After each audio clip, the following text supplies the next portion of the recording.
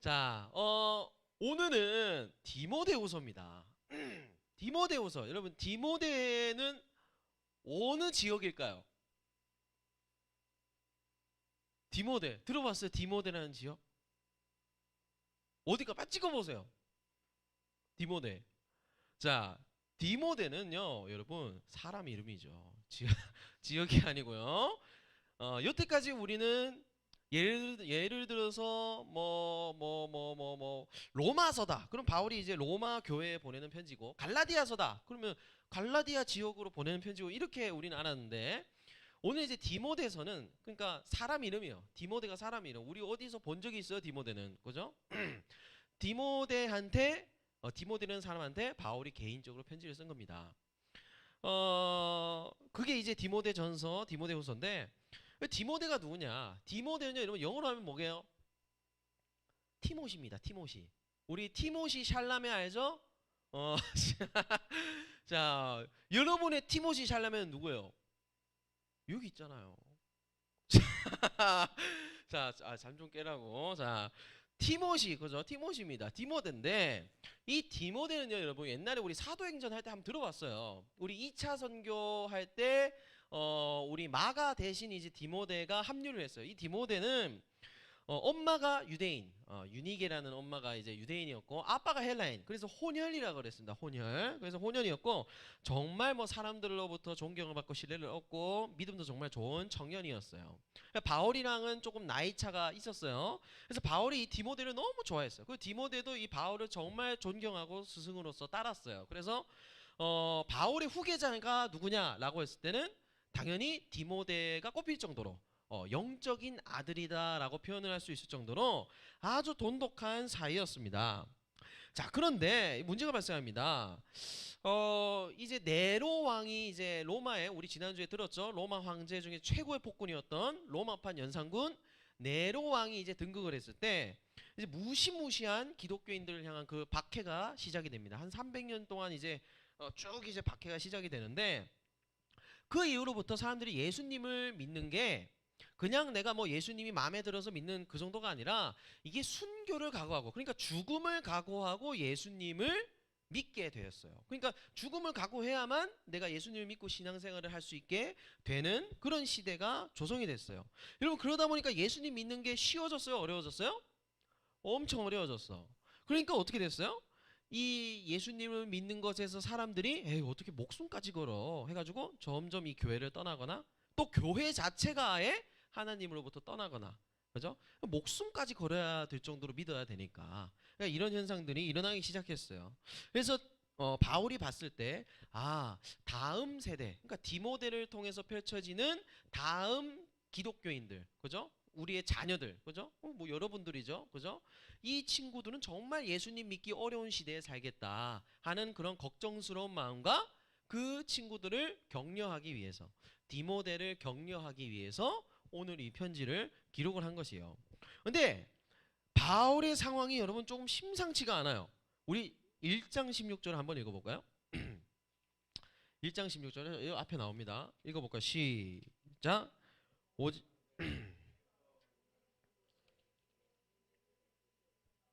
그가 나를 자주 격려해주고 내가 사슬에 매인 것을 부끄러워하지 아니하고 그러니까 나는 누구예요? 바울이죠. 자기 자신. 자, 맨 끝에 보세요. 내가 뭐에 매였대요? 사슬. 사슬은 보통 누가 차요? 죄수들이 차죠. 바울은 지금 로마 감옥에 갇혀 있는 상태입니다.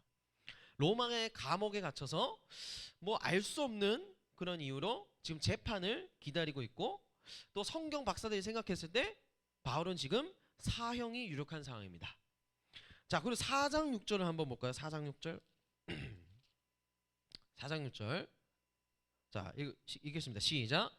전제와 같이 내가 벌써 부어지고 나의 떠날 시각이 가까웠도다. 자, 나의 떠날 시간이 가까웠도다. 딱 보면 여러분 어때요, 인상이? 뭔가 지금 바울이 자기도 내가 죽는구나라는 것을 직감하고 있다는 것을 지금 알 수가 있어요. 여기서 말하는 전제는 우리가 아는 그 전제가 아니고 이 당시 그 구약 시대에 드렸던 희생 제사입니다. 짐승을 죽여가지고 피를 뿌려가지고 하는 그 전제가 희생 제사입니다. 자, 그러니까 바울은 자기가 지금 죽을 거를 알고 있어, 모르고 있어요? 알고 있어요. 하나님께로 이제 돌아가는, 그러니까 내 인생이 여기서 끝나는구나, 이 로마 감옥 안에서 그거를 어느 정도 직감하고 있는 상태입니다. 자, 그리고 또 바울이 지금 굉장히 슬픈 상황이에요. 15절을 1장 15절을 볼까요? 시작. 아시아에 있는 모든 사람이 나를 버린 이를 내가 하나니. 자, 바울이랑 함께하고 그렇게 바울이 가르치고 바울이 사랑하고 그랬던 같은 동역자들, 같은 성도들이 바울을 어떻게 했대요? 버렸어요. 바울을 버렸어요. 왜 버렸을까요, 여러분? 로마 감옥에 갇힌 사형수를 여러분 어떻게 친하게 지낼 수가 있겠어요? 그러니까 사람들이 다 버린 거예요. 다 발걸음과 교주를 끄는 거예요. 자, 그리고 4장 9절을 볼까요? 4장 9절부터. 자, 너는 어서, 여기 없습니다. 자, 너는 어서 속히 내게로 오라. 대만은 이 세상을 사랑하여 나를 버리고 데살로니가로 갔고, 그리스기는 갈라디아로, 디도는 달마디아로 갔고, 누가만 나와 함께 있느니라. 그러니까 사람들이 정말 다 떠났어요. 어떤 사람은 정말 바울이랑 함께 할 수 없어서 떠났고, 또 어떤 사람은 정말 자기 일이 있어서, 그죠? 이 당시에 다른 많은 성도들을 또 돌봐야 되니까 그 성도들을 위해서 뭐 바울의 곁을 떠날 수밖에 없는 상황이었어요. 어쨌든 간에 바울 옆에는 지금 누가라고 하는 의사 외에는 아무도 없었어요. 사형, 그런 상황에서 사형 판결을 지금 기다리고 있는 상황이 오늘 바울의 상황이었어요. 자, 그럼 얼마나 여러분 외롭고 서글프고 뭐 슬프기도 하고, 그죠? 아무리 성경 인물이라고는 하지만 이 사람도 감정을 가졌을 거 아니에요, 그죠? F의 기질이 있었을 거 아니에요, 그죠? 얼마나 자기가 그렇게 애를 써서 수고하고 서로 사랑하고 떡을 떼고 교제하고 그랬던 사람들이 다 떠난 거예요. 그리고 홀로 남겨졌습니다. 그리고 바울은 디모데를 너무 보고 싶어 했던 것 같아요. 9절에 보면 이렇게 나와 있죠. 읽어볼까요? 시작. 너는 어서 속히 내게로 오라. 여기 없어요. 자, 너는 어서 속히 내게로 오라. 너는 누구겠어요? 여러분 편지 쓸 때 대상 아니에요? 디모데입니다. 디모데야, 너 제발 나한테 좀 와라. 내가 너를 기다리고 있다. 감옥 안에서 아마 바울이 디모데를 오랫동안 못 봤던 것 같아요. 근데 자기가 이제 죽을 날이 가까우니까 너무 보고 싶은 거예요. 그 디모데가, 자기 영적 아들인 디모데가 너무 진짜 얘기를 나누고 싶고 서로 껴안아 보고도 싶고 그런 상황인 거예요. 오래 보지 못한 거예요. 이런 결국에 바울은 이 디모데후서를 남기고 뭐 1년도 안 됐을 거예요. 어떻게 됐을까요? 목이 베어서 죽었습니다. 순교당하게 됩니다. 결국에 바울은 디모데를 만났는지 안 만났는지도 알 수 없어요. 못 만났을 가능성이 높습니다. 결국에는 바울은 이렇게 형장의 이슬로 사라지게 됩니다. 여러분 그렇잖아요. 우리가 여태까지 바울 아저씨가 쓴 편지만 지금 몇 개요. 여러분들을 얼마나 괴롭히고 있어요. 그죠? 엄청나게 많잖아요. 그런데 여러분 보세요. 조금 이 바울 아저씨의 결말이 약간 좀 허무하지 않나요? 그죠? 뭔가 이렇게 바울이 나중에 한 나이 60이 넘어가지고 이때 한 60 정도 됐거든요. 바울이 막 이렇게 큰 대형 교회를 세워가지고 대형 교회 막 한 30만 명 모여가지고 막 복음 전하다 죽었다. 그러면 막 야, 역시 바울 대단하다. 그렇게 젊을 때 고생하더니 보람이 있구나. 이게 말이 되잖아요. 근데 오히려 성경은 오늘 아주 초라하게, 심지어 자기가 사랑하던 사람들, 자기와 교류가 있던 사람들 다 떠났어요. 다. 그러니까 오늘날로 따지면 전사님이 여러분들한테 한 10년 여러분들을 가르쳤는데 전사님이 이제 감옥에 들어가니까 여러분들 다 버리고 간 거예요. 얼마나 서글퍼. 얼마나 이게 인생인가? 여러분 그렇습니다. 너무 허무하고 이룬 것도 없고 믿었던 사람들도 다 떠났어요. 그러니까 여러분 우리 이런 말이 있어요. 인생은 60부터야. 우리 사진 한번 띄워주실래요? 자, 인생은 60부터, 청춘은 이제 시작. 여러분 이런 말이 있습니다.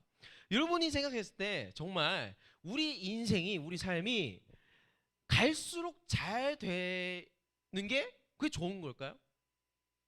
갈수록 잘 되는 인생이 우리의 결국의 목표인가요?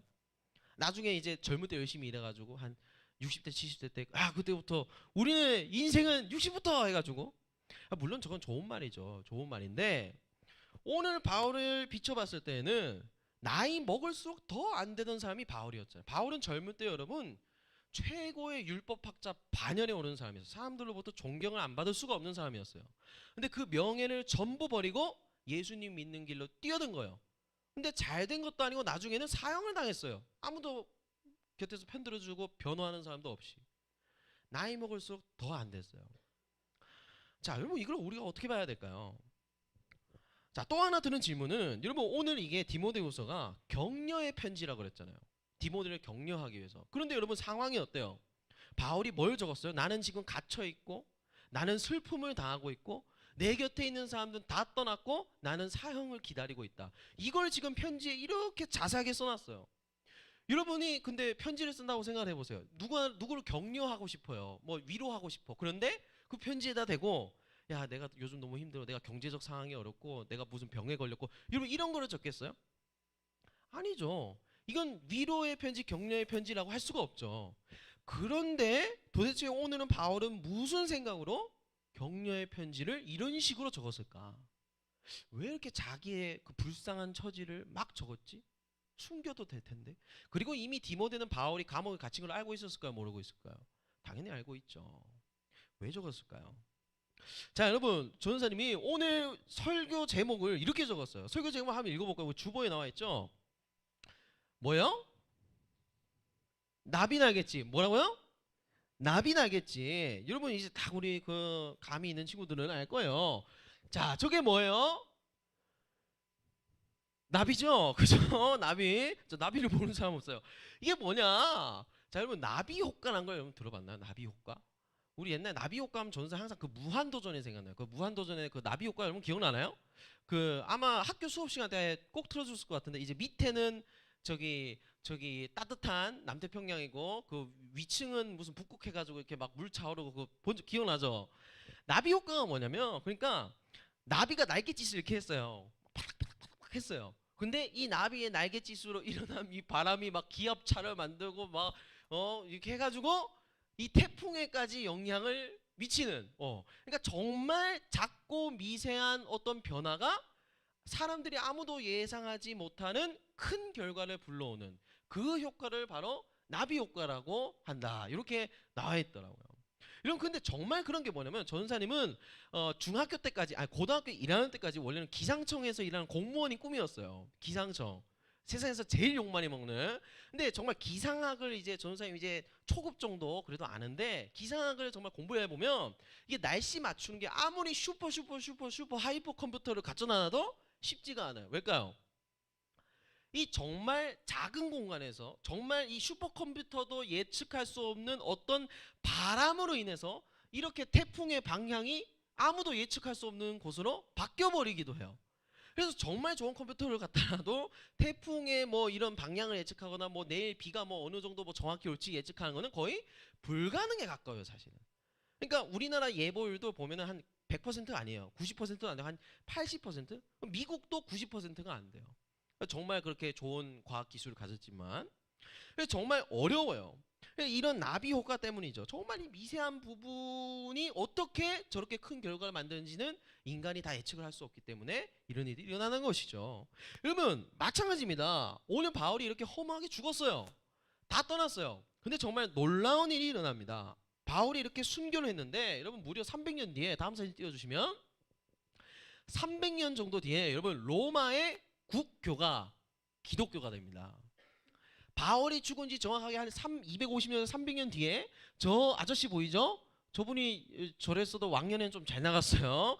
콘스탄티누스 대제에 의해서 이 기독교가 공식적으로 로마의 하나의 나라의 종교가 돼버립니다.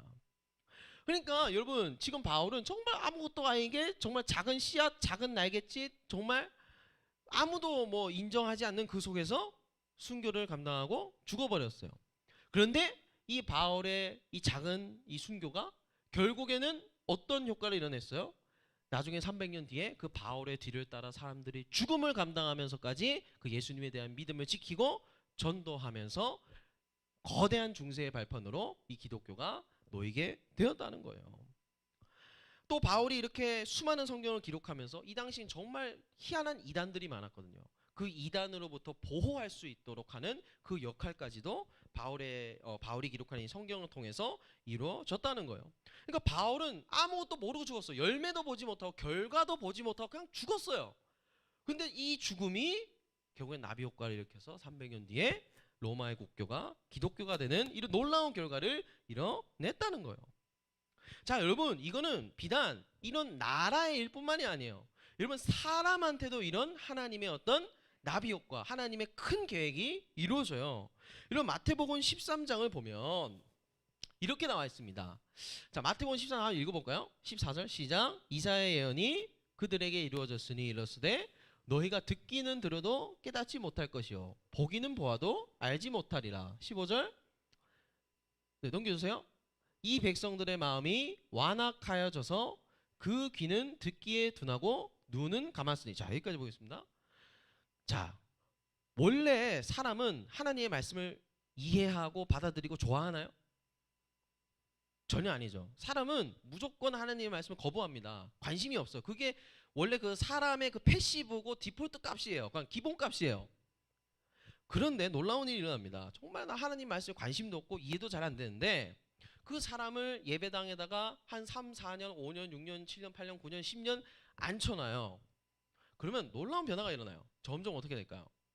처음에는 이래요. 처음에는 이렇게 딱 팔짱 끼고 저 인간이 무슨 말을 하지? 이래요. 그다음에 이제 팔짱을 좀 풀죠. 한 1년이 지나면 아 그럼 저 사람이 말하는 게 이해가 가는 것 같기도 하고 안 가는 것 같고 한 3년이 지나요. 그럼 점점 이렇게 고개가 앞으로 나와요. 앞으로 나오고 한 5년이 지나요. 그러면 나도 모르게 막 이 가슴에 감격을 받고 감동을 받고 그런 현상들이 우리한테 일어납니다. 여러분 처음에는 정말 저 마음이 완악하여졌다. 저게 마음이 돌같이 굳었다는 거예요. 처음에는 하나님의 사랑을 깨달을 수도 없고 알 수도 없고 이해할 수도 없는 처지에 우리는 모두 놓여요. 돌 같은 마음이 우리한테 일어나고 모두가 어떻게 처음에는 귀를 닫은 채 하나님의 말씀을 듣게 됩니다. 그런데 점점 변화가 일어나요. 1년, 3년, 5년, 10년 지나면서 내 지성과 이성은 그대로예요. 나의 능력은 그대로인데 이상하게 하나님한테 마음이 점점 이 해바라기가 이 태양을 향해 가듯이 점점 기울어져 가요. 여러분 이게 왜 어떻게 일어나는 일이냐?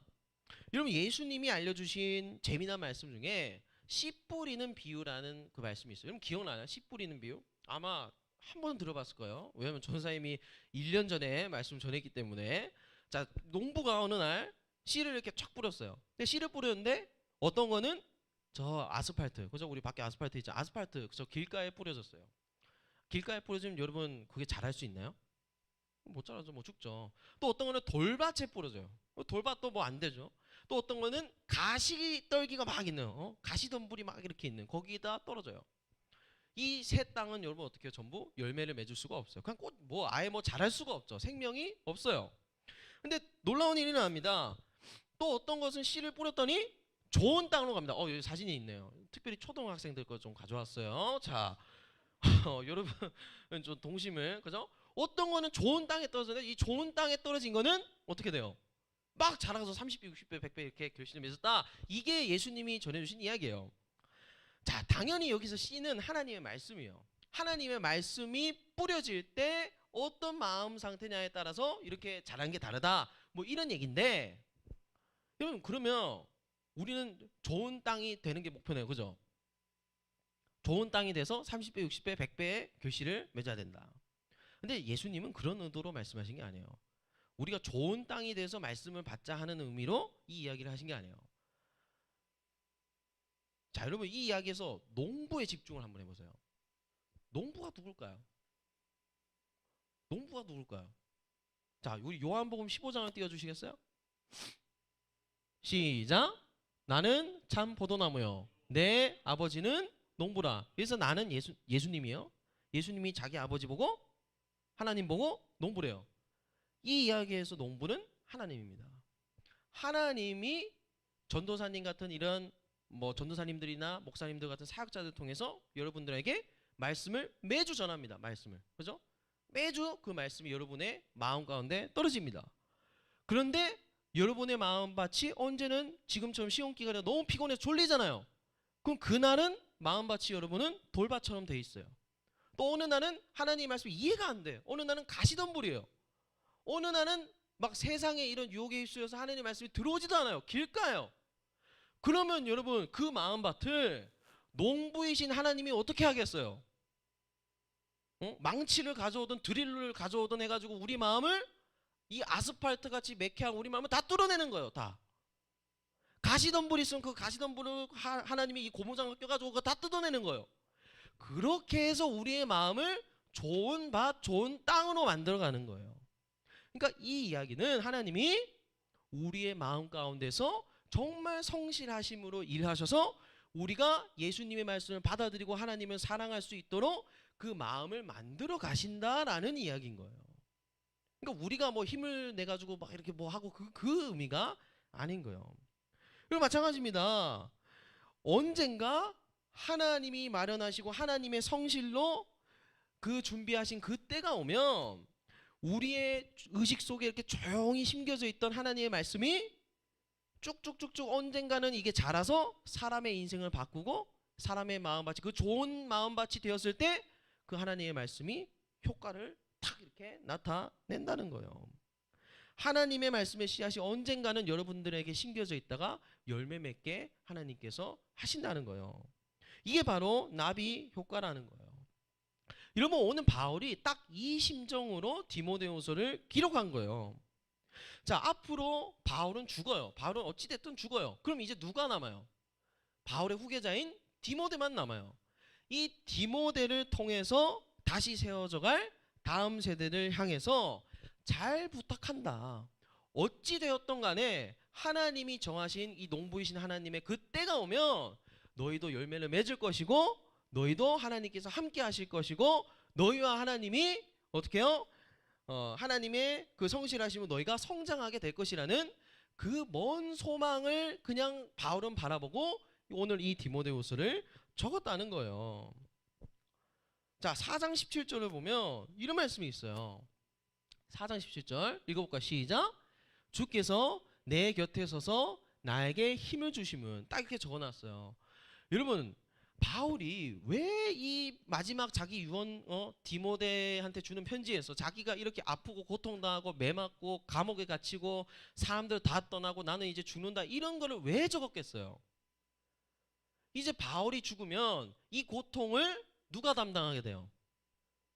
디모데가 겪게 되는 거예요. 이제 디모데가 이제 바울처럼 감옥에 갇히고 디모데가 이제는 기독교의 선봉장으로서 매를 맞고 순교를 각오해야 되고 사람들이 바울처럼 디모데 역시도 디모데한테서 다 떠나가고 이런 일들이 디모데한테도 이제 일어날 거란 말이에요. 근데 바울이 고백하는 거 한 가지가 딱 이거예요. 예수님께서 내 곁에 서서 나에게 힘을 주신다. 이 말을 왜 했겠어요? 나는 이제 죽는다 디모데야. 그런데 나의 인생 전체에 있어서 예수님은 내 곁에 서서 항상 힘을 주셨다. 너한테도 이제 똑같이 일하신다.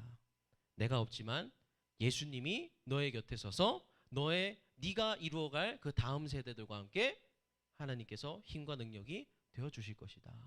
이 마음으로 오늘 바울은 소망을 잃지 말라는 그 마음으로 이 디모데후서를 기록을 한 거예요.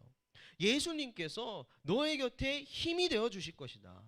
아무리 너가 감옥에 갇히고 죽음을 무릅쓰는 그 상황이더라도 내가 그것을 이겨낸 것처럼 너도 이겨낼 수 있을 것이다. 왜요? 하나님은 성실하시고 우리를 위해서 여전히 일하시고 그 하나님의 때와 타이밍이 오게끔 우리 가운데서 조용히 일하고 계시기 때문에 그 소망만을 바라보면서 묵묵히 걸어가라. 그 이야기를 하고 있는 거예요. 여러분 오늘 11절을 보면 11절을 보면 마가라는 인물이 나옵니다. 마가. 자세히 보면 마가. 여러분 이 마가는요. 예수님이 붙잡히시던 날 밤에 알몸으로 도망간 사람이에요. 옷 다 벗고. 너 깜짝 놀라가지고. 두 번째로 바울이랑 같이 선교를 하다가 너무 이게 산맥이 험하고 고통스럽고 하니까 무서워가지고 도망간 인물이에요. 그래서 바울한테 제대로 찍혀가지고 이 같이 데리고 다니지도 못하게 됩니다. 그런데 이 마가가 지금은 어때요? 그가 나의 일에 유익하니라. 11절이죠. 지금은 바울의 완벽한 파트너가 되어 있어요. 그러니까 여러분 마가도 엄청 답 없는 인물이었어요. 원래는 이 하나님의 사역을 어떻게 감당해야 될지 그 능력이 정말 이 간장종지만한 이 작은 그릇이었단 말이에요.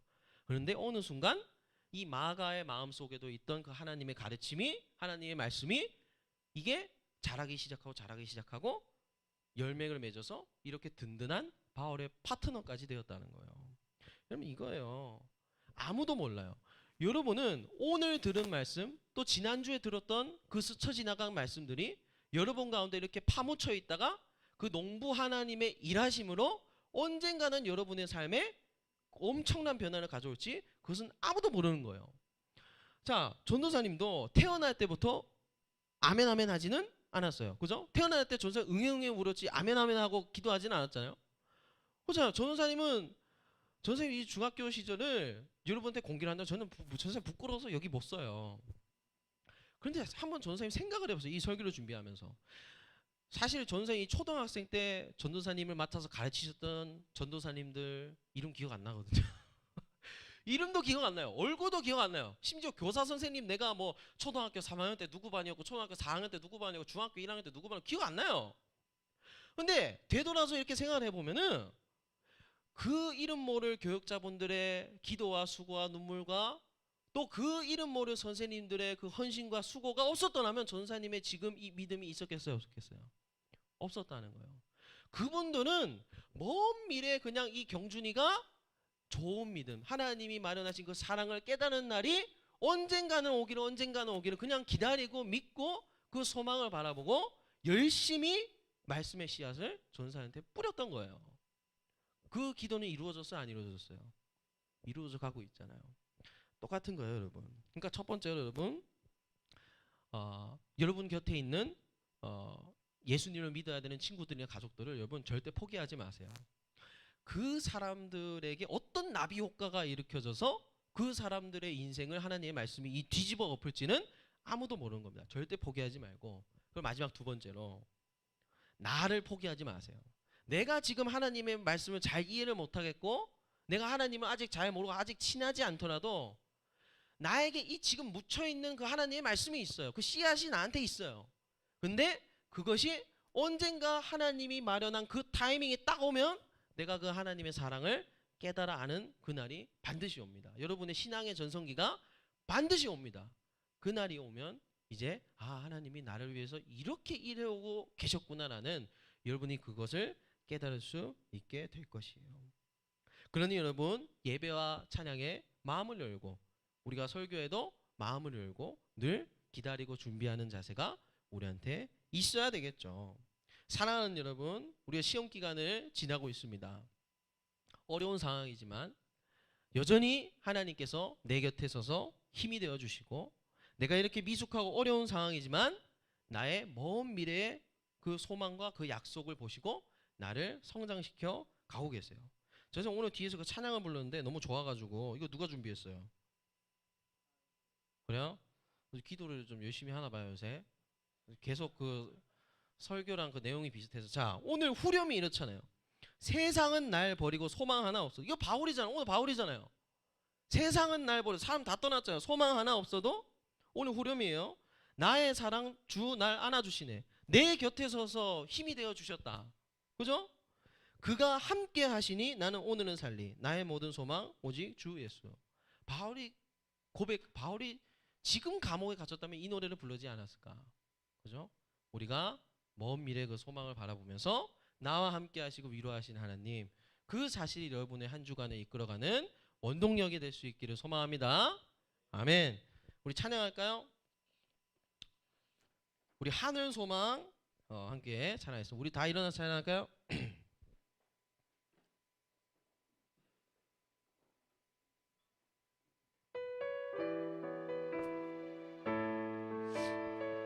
나 지금은 비록 나 지금은